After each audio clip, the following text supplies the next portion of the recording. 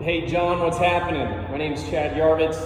I'm a good friend of your brother, Ryan Burns, and he asked me to film a video for you going over the basics of boxing, from footwork to stance to movement, hand placement, basic punches, all the way to working some basic bag work as well. I'm excited to make this video for you. I haven't done a video like this in a while. Passing on the knowledge of the sweet science is something I've always been passionate about. Based on what Ryan told me, you've got some experience in it too, and it's time for you to get back in touch with the game, and we want to start that the right way with proper fundamentals, and that's what I'm here to teach you today. So we're going to get started with it. All right, let's jump right into it.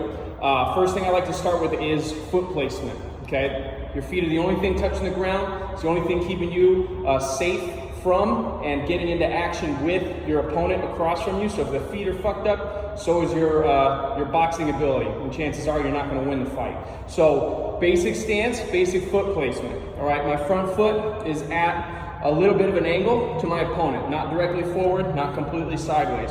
Back foot's at about a 45-degree angle. What you can see here in this video is a clear gap between my knees, and you can see both feet clearly. I have a mirror in front of me, so that's something that you're gonna want in front of you when you're shadow boxing to make sure your stance is right. This is proper stance, okay? Distance-wise, basically you jump and you land. And wherever you land, that's about where your feet are gonna go. It's possible to get too narrow, and it's possible to get too wide. We need that fine balance between the two where we can move, be agile and explosive, and really sit down and rotate on our punches without being slow and stuck in one spot. So I've got both feet clearly seen in the mirror in front of me, and in this video I can see both knees. This is a mistake, okay? I'm walking on a tightrope. I've got some stability front to back, but none side to side. Obviously, getting square to your opponent, that's a no-no as well. So we want that profile stance. Hips are at a 45, shoulders at a 45, or maybe a little bit more, depending on how defensive you're gonna stand, okay? When it comes to your steps, I want you to be on the balls of the feet. I like happy feet. I like you to be walking like you're touching hot concrete at all times. So whenever I'm engaged in front of my opponent, I'm always keeping the feet active, because it's easier to keep something in motion than it is to start and stop motion. Some of my favorite opponents were the ones that would just run at me, plant, and have to be planted to throw. All I gotta do is jab and move and get out from in front of them, and they're rendered useless. So if you learn how to move and stick those feet and keep them working, then you're gonna be fast, agile, you'll be able to punch on the go and get out of danger when you need to. As far as your foot movement and your movement around the ring goes, we're gonna keep it real simple today. When you step to the right, you lead with your right foot. When you step to the left, you lead with your left foot. If you step forward, you lead with your front foot. If you step back, you lead with your back foot. We're not gonna cross feet. We're not gonna do any crazy Ali shuffle. We're not gonna do anything fancy. We're gonna keep it basic. We want those feet on the ground as much as possible. So we're parading them. I'm not a proponent of a lot of hopping. I like to be grounded. That allows me to strike and stay real grounded, have a good solid foundation into the ground so I don't lose my balance whether I'm taking strikes or giving strikes. We're taught walking on the balls of the feet. I want you to imagine you got tacks in your shoe, in the heel. So if you let the heel touch the ground, you're gonna step on the tack. So we've got light pressure on the heels, if any at all. We don't wanna be way up on the toes either. It's that fine balance. Again, let's start with a couple practice steps. Go to the right with the right foot, go to the left with the left foot. If you're southpaw, you're just gonna mimic everything I do, and you're gonna mirror it the other way. Left with the left foot, right with the right foot, okay? It's all about the proper correction step as well. If I take a big step, tiny step, I'm left square. If I take a big step over correct, I'm left crossed up. So we want good step, same correction step. Same thing if I'm gonna move forward. My opponent's over here now. Small step, small correction. Small step, small correction. Notice the placement of my back foot. It's under my hip. This is gonna get you in trouble. This is what's called triple extension. You're extended in the hip, the knee, and the ankle. I don't have any more explosive ability in this direction. I would have to load and then launch. We don't want that. We want that spring to be loaded at all times. So I keep that foot under me so I can explode at all times. All right, now we're moving to your basic hand placement. Take a deep breath. As you exhale, let the arms just fall, okay? This is where we want these elbows to sit. This is where we want these shoulders to sit. Nice and relaxed, nice and loose. From here, I'm gonna lift the hands slightly. I'm gonna tuck the chin in order to meet the hands. So now I've got a nice slouch stance. I've got my power harnessed forward. I've decreased the target zone for my opponent from this with good posture to this with what you would call poor posture. But in boxing, it's the proper posture. By having the shoulders rounded, the elbows in, I now have my arms harnessed and holstered right where they need to be to throw. If I'm up here, not only am I exposed, but I have to bring the shoulder around to then strike, telegraphing the punch, losing valuable time and valuable power. Again, elbows are in, take a deep breath, relax, tuck the chin. You're gonna be looking at yourself in the mirror, staring right at your sternum. This is where your eyes should be on your opponent and on the bag when you start using it. Looking at your opponent's eyes can distract you. Looking at their mouth can distract you. It can tell lies as well. The chest tells no lies. Everywhere the body's gonna go, that sternum is gonna lead. So if I'm gonna throw a jab, I start to open. If I'm gonna throw a cross, that shoulder opens. So I'm allowed to look here and be able to recognize the space of my entire opponent at all times, be able to read every movement they make. Elbows in, hands up, chin down. I like to go by the rule of thumb. That means when you're learning, hands, thumbs are on the jawline. In a fist fight, it's a bad idea, right? We don't want our thumb exposed. But when we're boxing, your thumbs are already out in the glove. So I put the thumbs right on the jawline. That physical, tactile reminder helps me when I get my bell rung or if I'm tired or if I'm in trouble. I know that if I've got the rule of thumb going, I'm in my guarded position and I'm safe. If you learn to box out here and you get your bell rung, you don't know if your hands are 3 inches or 3 feet away from your head because you're spaced. But if you've got that physical reminder, then you're gonna know that those hands are in the right spot, okay? Next, let's work on our first basic punch, which is the jab, right? We're gonna get through all 6 punches, jab, cross, both hooks, and both uppercuts. When you throw your jab, first thing you wanna do is make sure we've got that split stance, right? We've got a gap between the legs, our toe is a little bit pointed, elbows in. This front arm should be between you and your opponent. It's the only physical block between you and your opponent. So if you're boxing here, you're exposed. If you can see it in the mirror, your opponent can see it as well. If you're holding that hand low, that's one way to fight. That's Mayweather's way to fight. If you're way up here and you're that skilled and you want to work that way, fine, but I'm not going to teach it. You got to learn that as an experienced fighter on your own. We start here and we progress from there if you want. Let's start with the basics. Hands up, elbows in, thumbs on the jawline. From here, we're going to throw our first jab. We're parading the feet. When it's time to go, I'm going to exhale, throw the punch out, step out slightly, keep my stance, and come back. Notice how I let the hips just drop a little bit and I touch that front foot. I'm not committing the weight. As soon as you commit the weight, you commit to your opponent, now you're one step closer to getting hit. So you always want to keep your distance. Don't commit your weight if you don't have to. So when I jab, I touch the foot and I bring the hand right back. I'm only touching enough to bring the punch. Don't overcommit. Again, as you throw, exhale. You're pointing these first 2 knuckles as if you're poking somebody right in the eye. Exhale. Notice what the point of my elbow does.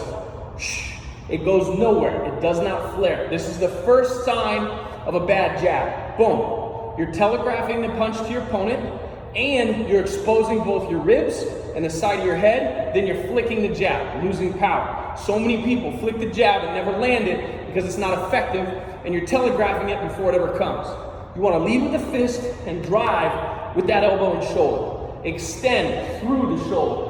Don't turn because that's going to throw you off. If my opponent turns when he jabs, I'm going to take a step over here and counter punch.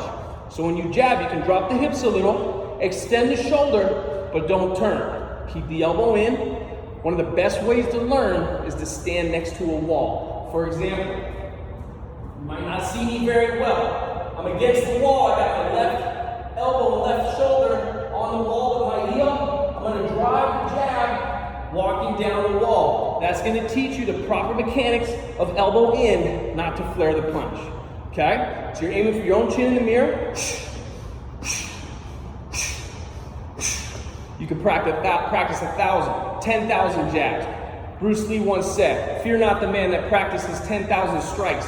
Fear the man that practices one strike 10,000 times." And boy, was he right. The more I practiced these punches in a singular fashion and refined them and got them perfect, the more I started to land them against my opponent.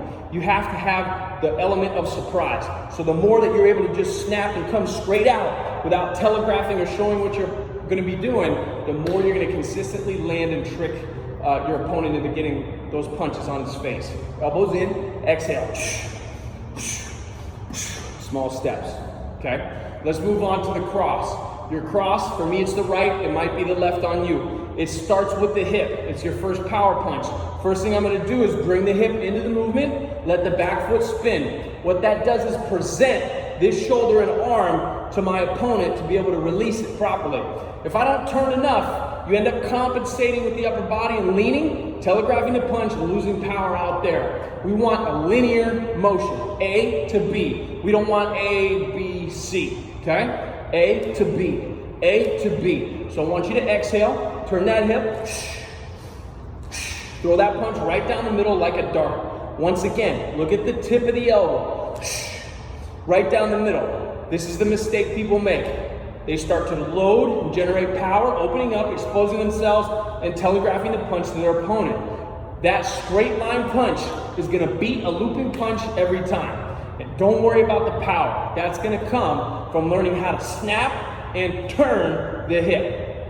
When you throw that cross, you don't lurch forward and get your weight over that front foot. My rule is nose behind the toes at all times. When I throw, the power comes from rotation, not from push.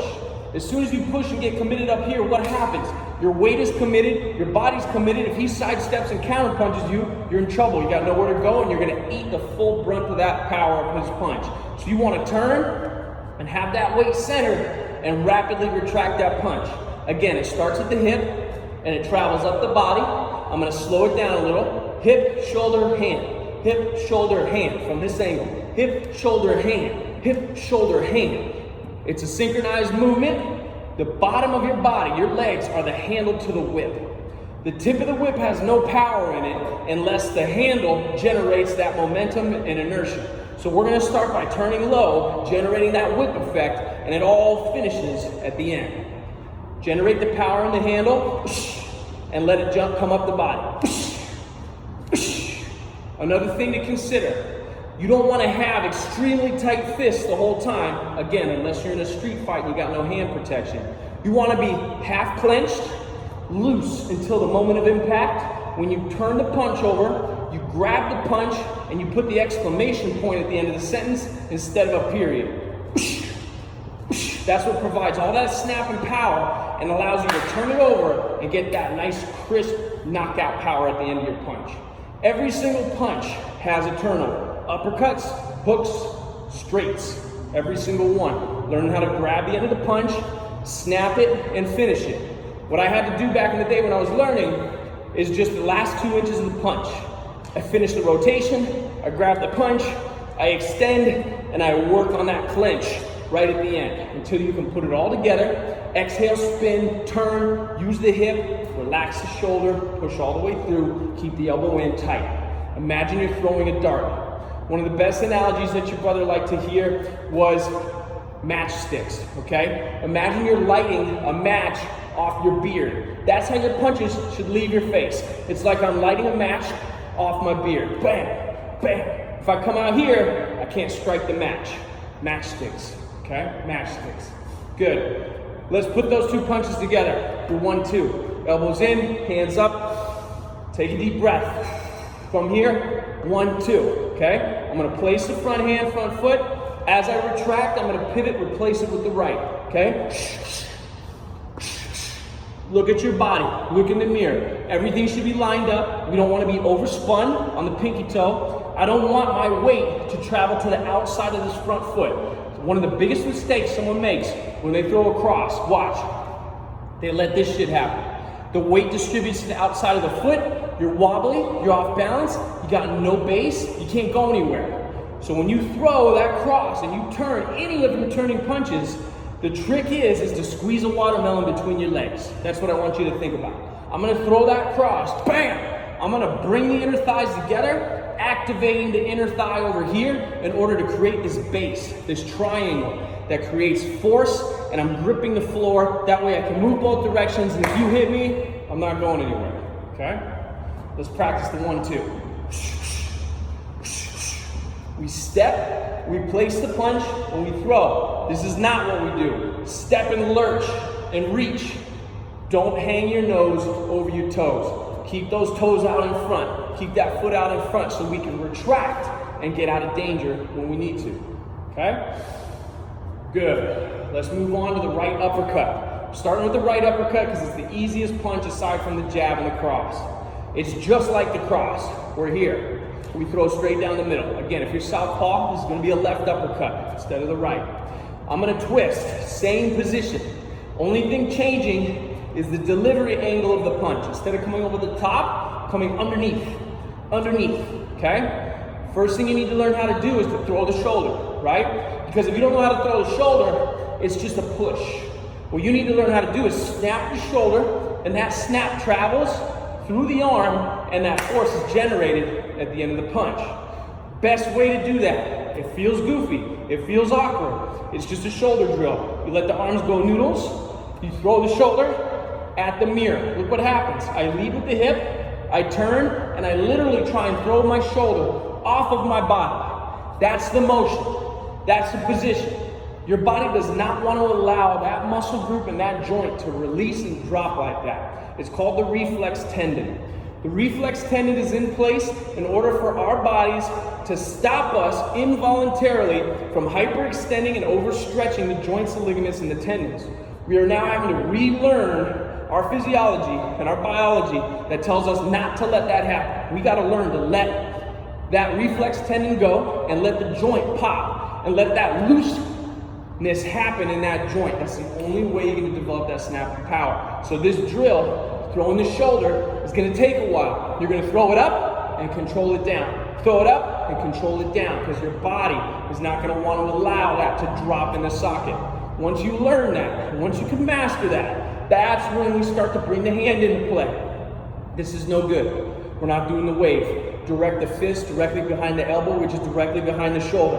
I throw that shoulder, and I can throw that fist into my opponent, okay? I don't like throwing big looping uppercuts unless I have a great angle on my opponent where I can't get hit and I gotta dig underneath their arm or something. Our uppercuts are nice and short.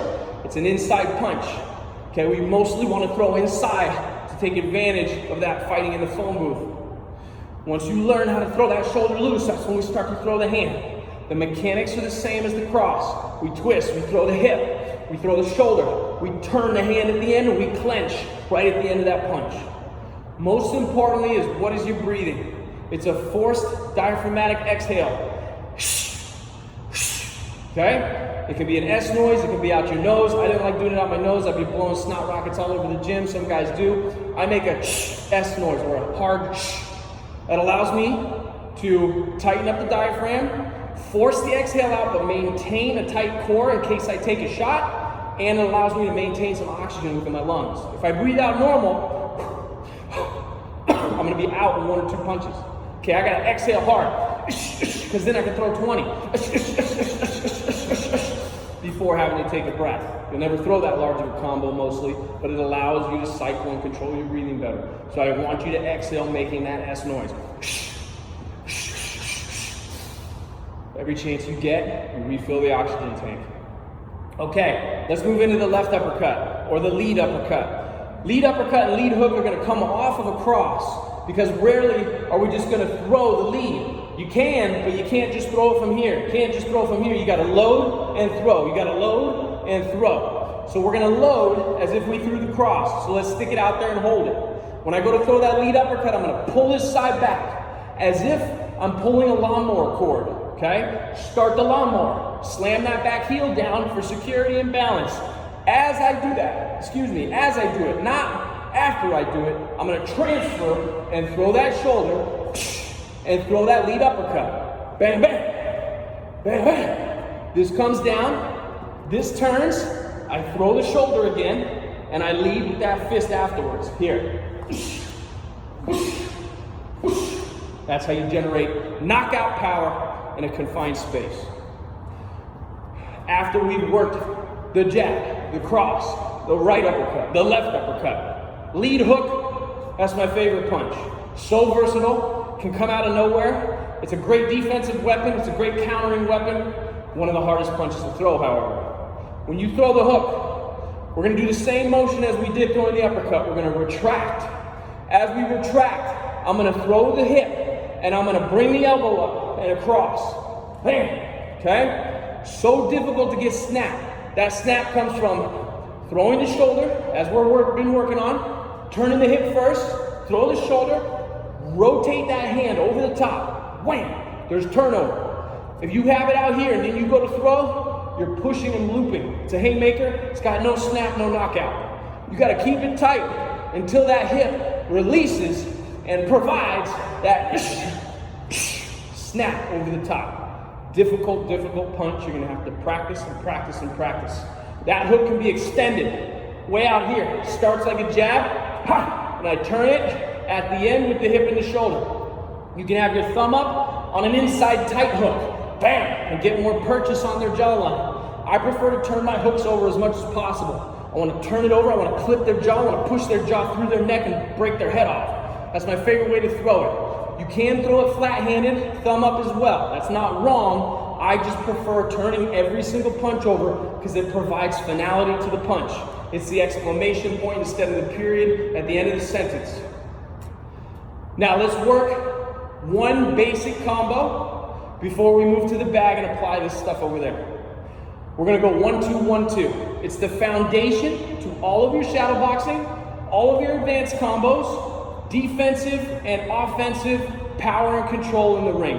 It starts with the feet. 1, 2, 1, 2, 1, 2. I'm gonna match the footwork, parading the feet with my hands. 1, 2, 1, 2, 1, 2. Left with the left, right with the right. Why is this so important? Because now I can punch and move. I don't have to be stationary. What happens if you rock your opponent but you don't know how to move? Then you gotta run over, catch him where he's falling or where he's stumbling, try and balance and throw. By then, he's gone or covered up or against the ropes or firing back. So you've got to be able to throw and move at the same time. It starts here. 1, 2, 1, 2. Notice how the hips are still directing the motion. I don't want you to fire across your center line. Fire right directly at your own chin in the mirror. Because you're never going to punch across your opponent. You're going to punch through your opponent. Practice now. 1, 2, 1, 2, 1, 2, 1, 2. 95% extension on the elbows. I'm grabbing the end of the punch. My elbows are staying tight. Hands and feet are landing at the same time. Now this pattern's a little differently. I'm not exhaling every single punch. With this pattern, it's like I'm jogging. I'm exhaling for 3 or 4, inhaling for 3 or 4.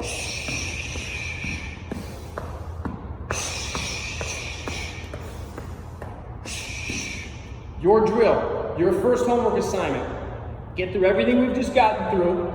Then we're gonna work on being able to transition and move and change direction without breaking stride. For example, I'm coming forward, then I wanna be able to go backwards. I wanna see you move one way and then move the other way without having to stop, restart, cross your feet, or anything funky like that, okay? Shadow boxing and that drill is your first homework assignment. Next, we're gonna move on to basic bag work.